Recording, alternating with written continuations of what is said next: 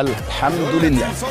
الأهلي للعام الخامس على التوالي في نهائي كأس أفريقيا للأندية الأبطال. ملحمة جماهيرية في استاد القاهرة اليوم، جماهير ملأت استاد القاهرة بالكامل، بل وخارج الاستاد أيضا كان هناك عدد كبير جدا من الجماهير لمؤازرة لمساندة لتشجيع والوقوف خلف النادي الأهلي. النادي الأهلي ممثل مصر في هذه البطولة، ينجح في الفوز، ينجح في التأهل، ينجح في الصعود.